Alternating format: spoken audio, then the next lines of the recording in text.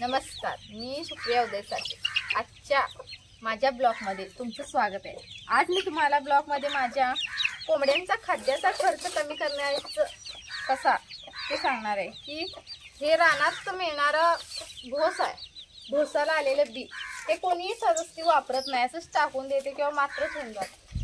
हे तुम्ही आणून तुमच्या कोंबड्यासनी असं घालू शकता आणि त्यामुळे कोंबडे बघा किती आवडीनं खातात कोंबडे।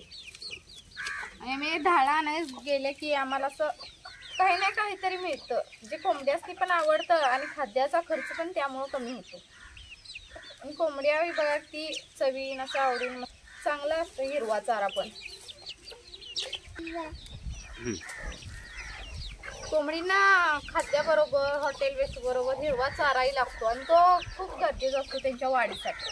आणि शेतात येणारा तुमची ज्वारी, मका, बाजरी असा भोस याला कोणत्या पण हिरव्या म्हणजे वनस्पतीला हे बी येतच आणि हे भोसाचं बी आहे आणि ती सहजासहजी कोण आपल्या जनावरांनी घालत नाही, असंच काढून टाकून जातं। त्याचा उपयोग आम्ही आमच्या कोंबडी पालनात करतो, असं कोंबड्यांना घालू आणि हे कोंबड्या आवडीनं खातात बघा। असं खायला आल्यात आणि थोड्या वेळाने तुम्हाला दाखवीन हे खाऊन झाल्यावर कशा संपवतात सगळं।